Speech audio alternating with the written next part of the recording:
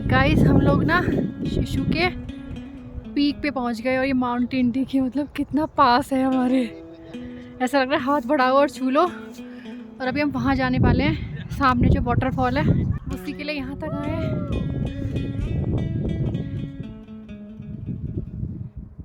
एकदम पास आ गए वाटरफॉल के, आगे नहीं जा पा रहे हैं, थोड़ा सा ये रास्ता बिल्कुल देखो यहाँ से है ही नहीं, और अगर जाने की कोशिश की तो सीधे नीचे, और ये वाटरफॉल का पानी आ रखा है नीचे सीधे, ये जम रखा है और आगे जाके नदी में मिल जाता है।